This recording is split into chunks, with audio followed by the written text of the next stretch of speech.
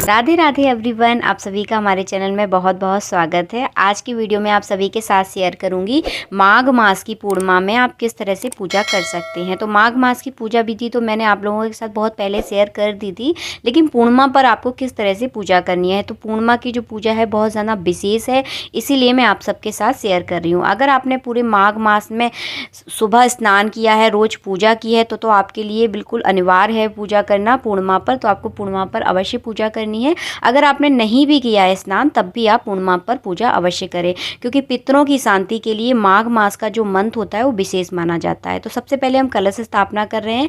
कलश में मैंने कंठ तक आप जल भर ले। इसमें थोड़ी सी मैंने हल्दी डाली है, एक सिपाड़ी डाली है, एक हल्दी की गांठ डाली है, एक कलदार डाला है, थोड़े से इसमें डालना है चावल और हमारा कलश हो जाएगा देखिए तैयार। इसमें आप स्वास्तिक बना लें, ऊपर कलावा अवश्य बांध लें आप, और ऊपर जो आम के या अशोक के पत्ते आप लगा लें। तो मैंने यहाँ पर अशोक के पत्ते लगाए हैं। पत्तों को सबसे पहले आप साफ ज़रूर कर लें, इस बात का आपको ध्यान रखना है। उस पत्तों के ऊपर आपको चावल भरकर एक प्लेट रखना है। कभी भी खाली पत्तों के ऊपर नारियल नहीं रखा जाता। तो देखिए चावल भर के मैंने प्लेट में चावल भर लिए हैं। कलश के ऊपर देखिए इस तरह से रखिए, और कलश को कभी भी खाली नहीं रखा जाता, हमेशा आसन देकर रखा जाता है, क्योंकि कलश पर हमारे देवी देवता निवास होते हैं। तो चावलों का आसन दिया है मैंने। इसके ऊपर देखिए एक पानी वाला आप नारियल रख लें। पानी वाले नारियल के ऊपर कलावा आपको अवश्य बांधना है। तो देखिए हमारे कलश स्थापना हो गई। पूर्णिमा को कलश स्थापना ज़रूर करनी है, क्योंकि पूर्णिमा पर माघ मास की जो पूजा विधि होती है वो पूरी तरह से संपन्न हो जाती है। इसीलिए यहाँ पर देखिए मैंने सबसे पहले घी का हम दीपक प्रज्वलित करेंगे। तो यहाँ पर मैंने दीपक को स्थापित कर दिया है। दीपक को भी हमेशा चावल का आसन देकर ही स्थापित किया जाता है। तो सबसे पहले देखिए हमने यहाँ पर दीपक प्रज्वलित कर लिया है। इस बात करेंगे हम पूजा शुरू। तो आज माघ मास में श्री हरि की पूजा का विशेष महत्व है। तो आप विष्णु भगवान लक्ष्मी जी की पूजा कर सकते हैं, राधा कृष्ण जी की पूजा कर सकते हैं, हमारे कान्हा जी की भी आप पूजा कर सकते हैं। तो सबसे पहले देखिए आज मैं राधा कृष्ण जी की ही पूजा करूंगी। तो सबसे पहले देखिए हम स्नान करवाएंगे। तो यहाँ पे मैं शुद्ध जल से 4 बार, चम्मच से अगर स्नान करा रहे हैं तो 4 बार जल छोड़ना है आपको। अगर शंख से करा रहे हैं तो देखिए इस तरह से करा लें। उसके बाद मैं हल्दी, केसर, चंदन का देखिए मैंने यहाँ पर जल बनाकर तैयार किया है। तो आज मैं इससे स्नान कराऊंगी। तो देखिए आपको इस तरह से स्नान कराना है। बहुत शुभ माना जाता है। हल्दी, केसर, चंदन को मिलाकर आप स्नान करा सकते हैं। इस तरह से देखिए जल में घोल लें सारी चीज़ें, और देखिए भगवान को इस तरह से स्नान करा दें आप। उसके बाद कराएंगे हम शुद्ध जल से स्नान। किसी भी चीज़ से आप स्नान कराएं, बाद में आपको शुद्ध जल से स्नान कराना बहुत ज़रूरी हो जाता है, चाहे आप पंचामृत से करा रहे हो चाहे अन्य किसी चीज़ से करा रहे हो। इसके बाद देखिए हमने शुद्ध जल से स्नान करा दिया है। अब अगर आपके पास मूर्ति नहीं है तो तस्वीर की पूजा विधि भी मैंने आप लोगों के साथ कई वीडियो में शेयर की है। तो तस्वीर की पूजा विधि भी आप वहां जाकर चेक कर सकते हैं। अगर मूर्ति है अगर आपके पास, तो मूर्ति की पूजा इसी तरह की जाती है। तो देखिए हमारा स्नान, जो भगवान जी का स्नान है वो हो चुका है। भगवान जी के स्नान का जो जल है वो आप किसी भी फूल के पेड़ में आप डाल सकते हैं। इसके बाद देखिए हम भगवान जी का अंग पोषण करेंगे। तो किसी जो भी आपके भगवान के जो भी अंग पोषण की टॉवेल हो, उससे आप अच्छे से उनका शरीर अच्छे से पोंछ ले। इसके बाद सुगंधित इत्र से हम भगवान की मालिश करेंगे। तो अच्छे से देखिए सॉफ्ट, बिल्कुल हल्के हल्के हाथों से आपको भगवान की मसाज करनी है। तो हम कान्हा जी की मसाज तो मैं बहुत मन से करती हूँ। और देखिए इस तरह से पूरे शरीर पर आपको सुगंधित इत्र लगाना है। तो इत्र लगाने का मतलब बहुत ज़्यादा महत्व है। मैं हर वीडियो में आप लोगों को बताती हूँ। अगर अभी तक आपने इतना ही लगाया ना भगवान को, तो आप लगाइए, बहुत अच्छा माना जाता है। इसके बाद हम भगवान का श्रृंगार करेंगे। तो जो भी आपके पास जो भी भगवान की पोशाकें हैं वो आप भगवान को पहना दें। अगर पोशाकें नहीं हैं आपके पास तो आप कलावा के 2-2 वस्त्र भगवान को अर्पण कर सकते हैं। अगर पोशाकें नहीं हैं, तो पोशाकें हैं तो आप पोशाकें अवश्य पहनाएं। तो यहाँ पे देखिए मैं भगवान को अच्छे से तैयार कर रही हूँ। तो नॉर्मल से जो मेरे पास पहले के कपड़े हैं, मैंने आज वही कपड़े उनको पहनाए हैं। तो देखिए हमारे भगवान जी हो गए हैं बिल्कुल तैयार। माला, मुकुट, माला वगैरह मैंने पहना दी है। मुकुट अभी नहीं पहनाया है। मुकुट हमेशा मैं टीका करने के बाद पहनाती हूँ। तो श्री कृष्ण जी को मैं चंदन का टीका लगाऊंगी, और राधा जी को मैं रोली का टीका लगाती हूँ। और आज के दिन चावल नहीं लगाए जाते। चावल तो वैसे भी देखिए श्री हरि की पूजा में चावलों का तो एकदम निषेध माना गया है। सिर्फ तिली ही लगाई जाती है उनको। तो तिली लगाऊंगी चावल की जगह, चावल नहीं लगाना है हमें। इसके बाद देखिए मैंने मुकुट पहना दिया है। राधा रानी के बालों को भी मैं अच्छे से सेट करके लगाऊंगी, उसके बाद उन्हें भी मुकुट पहना दूंगी। और देखिए ये लग गया हमारे भगवान जी का मोरपंख। मोरपंख के बिना मुकुट एकदम अधूरा माना जाता है, तो मोरपंख आप ज़रूर लगाएं।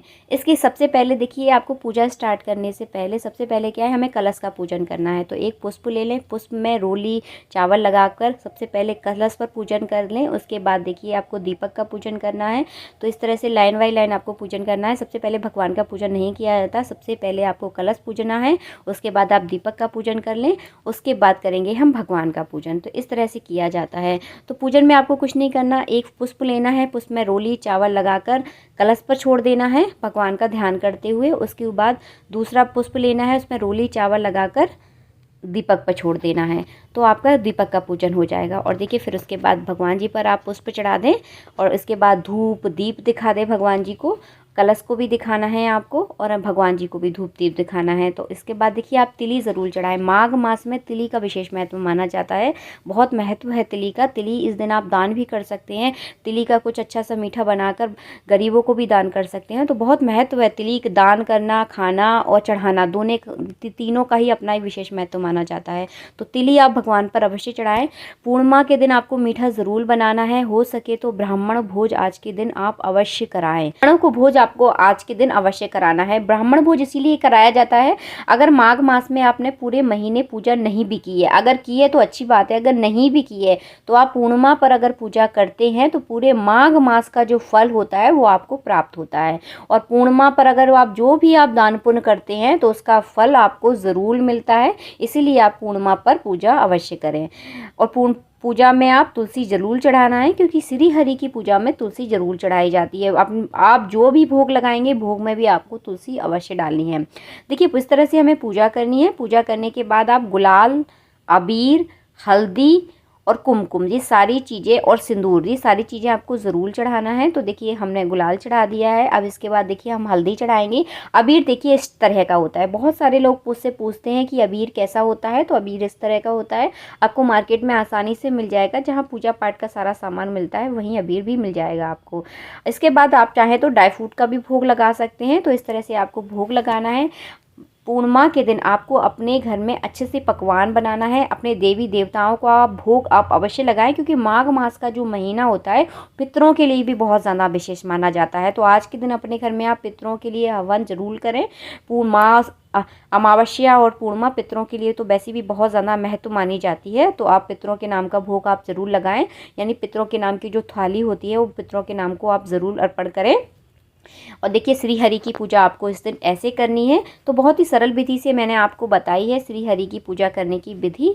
और दान पुण्य आपको ज़रूर करना है आज के दिन। दान पुण्य का तो देखिए विशेष महत्व माना जाता है पूर्णिमा पर, क्योंकि माघ मास में जितना भी मतलब आपको फल प्राप्त होना अगर करना चाहते हैं तो पूर्णिमा पर आप दान पुण्य जरूर करें। इसके बाद देखिए आपको हवन करना है। तो सबसे पहले हम एक पुष्प में रोली और चावल लगाकर हवन कुंड पर चढ़ा देंगे, मतलब उनका पूजन कर देंगे। इसके बाद देखिए आपको हवन करना है। तो श्री हरि का आप कोई से भी मंत्र से आप हवन कर सकते हैं।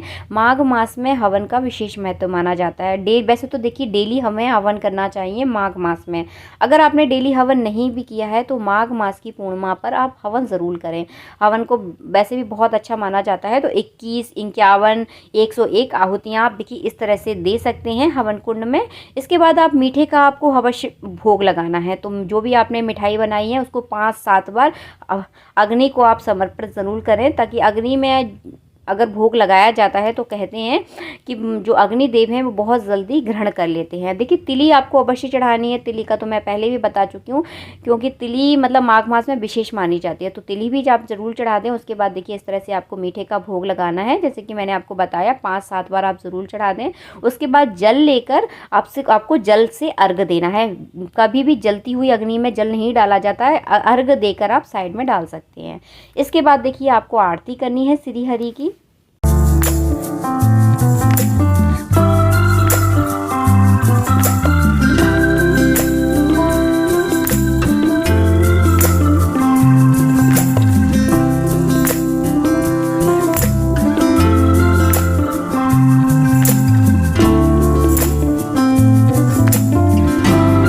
आरती आरती करने के बाद हमारी पूजा हो जाएगी संपन्न। इसके बाद आप चाहें तो पुष्पांजलि कर सकती हैं। तो अपने सीधे हाथ में एक पुष्प लेकर भगवान जी पर आप अर्पण कर दें और अपने आपके मन में जो भी भाव है, जो भी आपके मन में मनोकामना है, हाथ जोड़कर भगवान जी से प्रार्थना करें।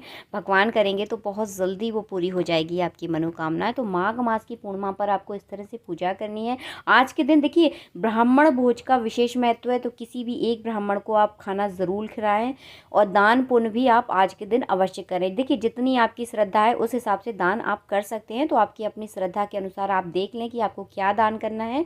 थोड़ा मैं बता देती हूँ कि आप चाहें तो ऊनी वस्त्र दान कर सकते हैं, जूते दान कर सकते हैं। आप चाहें तो गौ दान भी आप जरूर करें, क्योंकि गौ दान का भी एक विशेष महत्व माना जाता है। ये तो आप भी सभी को पता होगा कि गौ दान भी एक विशेष दानों में से एक है। तो गौ दान भी आप कर सकते हैं। तो आप अपनी सुविधा के अनुसार देख लें। देखिए जैसी आपकी स्थिति हो उस हिसाब से आप वही चीज़ आप दान करें। ब्राह्मणों को दान कर सकते हैं। अगर आपके आसपास कोई ब्राह्मण नहीं है तो आप चाहें तो मंदिर में भी कोई भी चीज़ आप दान कर सकते हैं। तो अपनी सुविधा के अनुसार आप देख सकते हैं। पूर्णिमा पर देखिए इस तरह से आप पूजा जरूर करें। माघ मास में अगर आपने पूरे महीने पूजा नहीं भी की है तो पूर्णिमा पर आप इस तरह से पूजा कर सकते हैं। अगर आपने माघ मास में पूरे मंथ आपने पूजा की है तो बहुत अच्छी बात है। इसका मतलब बहुत गुना आपको फल मिलता है, बहुत ज़्यादा महत्व माना जाता है। माघ मास में मोक्ष की प्राप्ति होती है अगर हम माघ मास में अब श्री हरि की पूजा करते हैं, क्योंकि श्री हरि के लिए ये विशेष महत्व माना जाता है। आई होप आपको हमारा वीडियो बहुत अच्छा लगा है। अगर आपको वीडियो पसंद आता है तो वीडियो को आप लाइक ज़रूर करें, क्योंकि बहुत मन से आप सबके लिए हम वीडियोज़ लेकर आते हैं। जब तक के लिए जय श्री राधे राधे राधे।